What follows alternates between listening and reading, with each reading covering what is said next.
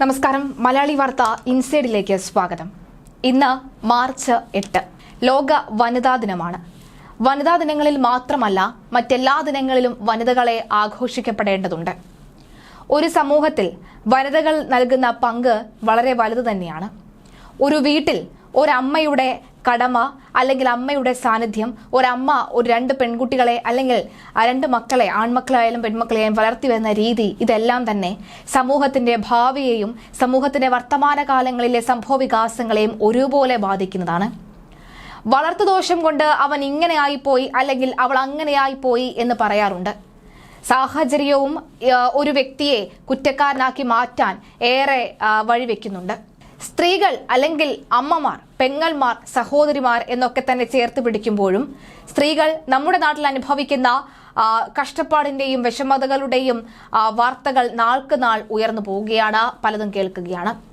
2025 മുതൽ നമ്മൾ കേട്ടു തുടങ്ങിയ ഓരോ കൊടും ക്രൂരതകളുടെ വാർത്തകൾ ഇന്നും കഴിഞ്ഞിട്ടില്ല. ഏറ്റവും ഒടുവിലായി വെഞ്ഞാറമൂടിൽ നടന്ന കൂട്ടക്കൊലപാതകത്തിന്റെ പ്രധാന ഉത്തരവാദി അല്ലെങ്കിൽ ഒന്നാം പ്രതി സത്യത്തിൽ ആ 23 വയസ്സുകാരന്റെ ഉമ്മയാണ് എന്ന് വരെ പറഞ്ഞു വെച്ചിരിക്കുകയാണ് ഇവിടെ പലരും.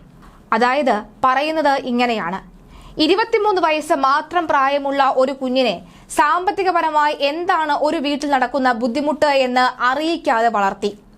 2022 വരെ 1 ലക്ഷം രൂപ മാസ വരുമാനം ലഭിച്ചുകൊണ്ടിരുന്ന വീട്ടിലെ വരുമാനത്തിലൂടെ എങ്ങനെയാണോ കഴിഞ്ഞിരുന്നത് അതേ രീതിയിൽ പിന്നീട് വരുമാനം നിലച്ചപ്പോഴും കഴിഞ്ഞു.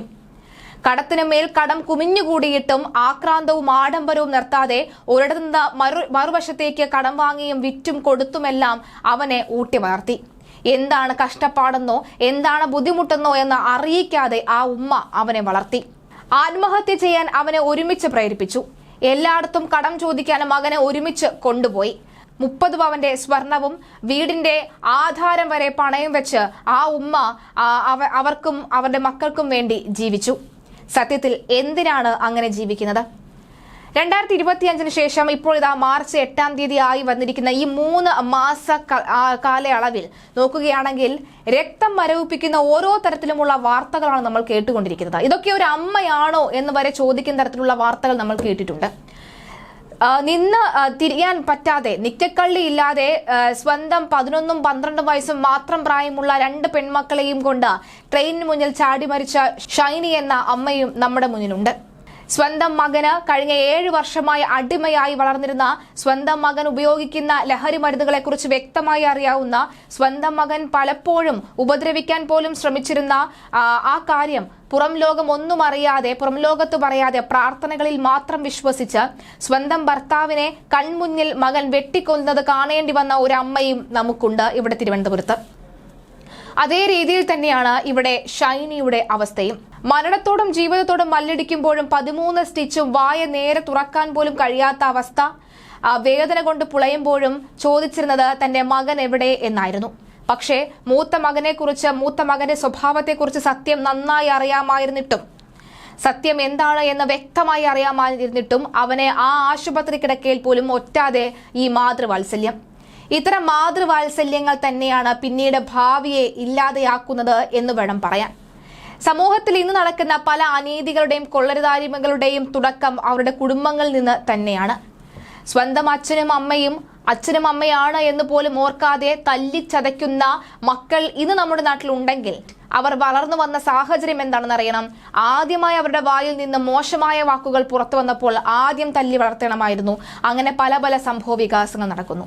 ഇപ്പോഴിതാ അഫ്വാൻ നടത്തിയ കൂട്ടക്കൊലപാതകങ്ങളുടെ ഒന്നാം സാക്ഷിയും ദൃക്സാക്ഷിയും എല്ലാ കാര്യങ്ങളും അറിയാവുന്നതും ഒന്നാം പ്രതിയും ഷെമിയാണെന്നാണ് പറയുന്നത്. കാരണം മറ്റൊന്നുമല്ല, അഫ്വാനെ ബുദ്ധിമുട്ടുകൾ അറിയിക്കാതെ വളർത്തിയത് തന്നെയാണ്.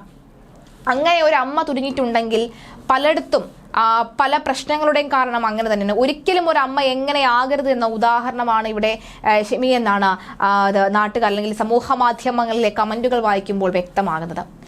നമ്മുടെ ഈ കാലം മറഞ്ഞ കാലം തന്നെയാണ്. ഒന്നാം ക്ലാസ്സിൽ പഠിക്കുന്ന വിദ്യാർത്ഥി പോലും കയ്യിൽ മൊബൈൽ ഫോൺ വെച്ച് കാണാൻ പാടില്ലാത്ത പല കാര്യങ്ങളും കാണുന്നുണ്ട്, പഠിക്കുന്നുണ്ട്, മനസ്സിലാക്കുന്നുണ്ട്. സ്വന്തം സഹോദരിക്ക് ഈ ലഹരി മരുന്ന് നൽകി പീഡിപ്പിച്ച സഹോദരൻ നമ്മുടെ നാട്ടിലുണ്ട്. സ്വന്തം സഹോദരിക്ക് എങ്ങനെയാണ് ഇതിന്റെ രുചി അറിയാൻ വേണ്ടി നൽകിയ ലഹരി നൽകുന്ന സഹോദരന്മാർ നമ്മുടെ നാട്ടിലുണ്ട്. അങ്ങനെ പെൺമക്കളെയും അതുപോലെ തന്നെ അച്ഛനും അമ്മയും പറഞ്ഞത് മനസ്സിലാകാതെ അല്ലെങ്കിൽ അച്ഛനും അമ്മയും അനുസരിക്കാതെ കേരളം വിട്ട് നാട് വിട്ട് മുംബൈയിൽ പോയി ഫാഷൻ ഡിസൈനർ ആവാൻ അല്ലെങ്കിൽ ഫാഷൻ ഷോയിൽ പങ്കെടുക്കാൻ പോയ 2 പെൺമക്കളും നമ്മുടെ നാട്ടിൽ തിരിച്ചെത്തിയ മണിക്കൂറുകളായിട്ടേ ഉള്ളൂ. അങ്ങനെ വനിതാ ദിനം ലോകം ആഘോഷിക്കുമ്പോൾ, വനിതകൾ ഉന്നതിയിലെത്തുമ്പോൾ, വനിതകൾക്കായി വനിതാ സ്വാതന്ത്ര്യത്തിനായി പോരാടി വനിതകൾക്ക് എല്ലാ സ്വാതന്ത്ര്യവും ലഭിച്ചിരിക്കുകയാണ്. അത് ശരി തന്നെയാണ്. വനിതകൾ ഇനിയും ഉയർന്നു വരണം. പക്ഷെ അപ്പോൾ നമ്മുടെ സെക്രട്ടേറിയറ്റിന് മുന്നിൽ വനിതകൾ ഇപ്പോഴും കുത്തിയിരിപ്പ് സമരം നടത്തിക്കൊണ്ടിരിക്കുകയാണ്. ആശാ വർക്കർമാർ അവരുടെ കുടുംബം പോറ്റാൻ അവരുടെ മാസവേതനം ഉയർത്തണമെന്നുള്ള ആവശ്യം മുന്നോട്ട് വെച്ചുകൊണ്ട് അവിടെ സമരം നടത്തുകയാണ്. കണ്ണടയ്ക്കുകയാണ് പലരും അവരുടെ മുന്നിൽ. അഫാനുമായി ബന്ധപ്പെട്ട് വീണ്ടും വരികയാണെങ്കിൽ ഷെമിയുടെ ആരോഗ്യനില കൂടുതൽ വഷളാവുകയാണ്. കാരണം കഴിഞ്ഞ ദിവസമാണ് ഷെമി ഇളയ മകന്റെ മരണവാർത്ത അറിഞ്ഞത്. കഴിഞ്ഞ ദിവസമാണ് ആ മരണവാർത്ത. പക്ഷേ എന്താണ് കാരണമെന്ന് പറഞ്ഞിരുന്നില്ല. എന്നാൽ ഷെമിക്ക് അത് ഊഹിക്കാവുന്നതേ ഉള്ളൂ. ആദ്യം ഈ അഫാൻ ഷെമിയെ കൊന്നത് അല്ലെങ്കിൽ കൊല്ലാനായി ശ്രമം നടത്തിയത് ഷോള് കഴുത്തിൽ മുറുക്കിയതിനു ശേഷം ഭിത്തിയിൽ തല മാറി മാറി ഇടിച്ചുകൊണ്ട് തുടർച്ചയായി തല ഇടിച്ചിട്ടും അവിടെ വീണ് കിടക്കുകയായിരുന്നു ഈ അഫാന്റെ ഉമ്മ. പക്ഷേ ഈ ആയുസ് ഒന്നുകൊണ്ട് മാത്രം അവർ രക്ഷപ്പെടുകയായിരുന്നു. തിരിച്ച് വീണ്ടും ഉമ്മുമ്മയുടെ കൊലപാതകവും അതുപോലെ തന്നെ അച്ഛന്റെ സഹോദരന്റെ കൊലപാതകവും സഹോദരന്റെ ഭാര്യയുടെ കൊലപാതകവും ഒക്കെ നടത്തി വന്നതിന് ശേഷം ആദ്യം കമ്പിയാണ് നോക്കിയത്, ഇരുമ്പ് കമ്പിയാണ് നോക്കിയത്. ആ ഇരുമ്പ് കമ്പി കയ്യിൽ പിടിക്കാൻ സൗകര്യമില്ലാത്തത് കൊണ്ട് ചുറ്റിക കൊണ്ടുവന്ന് ഉമ്മയെ തലക്കടിക്കുന്നതിന് മുൻപ് ഒരു കുറ്റബോധം അല്ലെങ്കിൽ ഉമ്മയെ തലക്കടിക്കുന്നതിന് മുമ്പ് താൻ ചെയ്ത എല്ലാ കാര്യങ്ങളും ഉമ്മ പറയുകയായിരുന്നു. നിലവിളിച്ചതിന് പിന്നാലെയാണ് ഉമ്മയുടെ തലയ്ക്ക് അഫാൻ ഇപ്പോൾ അടിച്ചത്. തെളിവെടുപ്പ് പുരോഗമിക്കുകയാണ്. ഇപ്പോൾ ഈ സാധനങ്ങൾ വാങ്ങാൻ വന്ന, അതായത് ഈ ചുറ്റികയൊക്കെ വാങ്ങാൻ വന്ന കടയിലെ സെയിൽസ് ഗേളും കടയുടമയും ഒക്കെ തന്നെ അഫാനെ തിരിച്ചറിഞ്ഞിരിക്കുകയുമാണ്. ഷെമിയുമായി ബന്ധപ്പെട്ടുള്ള വാർത്തകൾ വരുന്നത് ഷെമിയെ മെഡിക്കൽ കോളേജ് ആശുപത്രിയിലേക്ക് മാറ്റാനുള്ള സാധ്യതയുണ്ട്. ഇപ്പോൾ ഒരു സ്വകാര്യ ആശുപത്രിയിൽ ചികിത്സയിൽ കഴിയുകയാണ്. അവിടുത്തെ സാമ്പത്തികപരമായിട്ടുള്ള ബിൽ, അതായത് അവിടെയുള്ള ചികിത്സാ ചിലവ് താങ്ങാൻ പറ്റാതെ വരുന്ന സാഹചര്യത്തിൽ ബന്ധുക്കൾ തന്നെ ഒന്നടങ്കം തീരുമാനിച്ചുകൊണ്ടാണ് ഇപ്പോൾ മെഡിക്കൽ കോളേജിലേക്ക് ഷെമിയെ മാറ്റാനുള്ള തീരുമാനത്തിലേക്ക് എത്തി നിൽക്കുന്നത്. ആദ്യം തെളിവെടുപ്പിന് വന്നപ്പോൾ ആദ്യം ഒന്ന് ഈ വീട്ടിനകത്തേക്ക് കയറാൻ ഒന്ന് മടിച്ചിരുന്നുവെങ്കിലും പിന്നീട് കയറി തത്ത പറയുന്നത് പോലെ മണിയായിട്ട് എങ്ങനെയാണ് സ്വന്തം ചോരയെ സ്വന്തം കൂടപ്പിറപ്പിനെ കൊന്നത് എന്നും എങ്ങനെയാണ് സ്വന്തം കാമുകിയെ കൊന്നതെന്നും ഒക്കെ വിവരിക്കുകയായിരുന്നു അഫാൻ.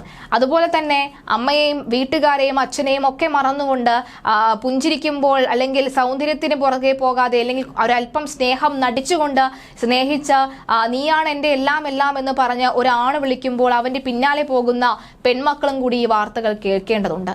വനിതാ ദിനം ആഘോഷിക്കുമ്പോൾ വനിതകൾക്ക് എവിടെയാണ് പിഴച്ചുപോയത്, പിഴവ് സംഭവിച്ചതെന്ന് നമ്മൾ വനിതകൾ തന്നെ ഒന്നുകൂടി ചിന്തിക്കേണ്ടതുണ്ട്. ഇത്തരം വാർത്തകൾ ഇനിയും നമ്മുടെ നാട്ടിൽ ആവർത്തിക്കാതിരിക്കണമെങ്കിൽ ആ വീട്ടിലെ അമ്മ തന്നെ വിചാരിക്കേണ്ടതുണ്ട്, അറിയേണ്ടതുണ്ട്.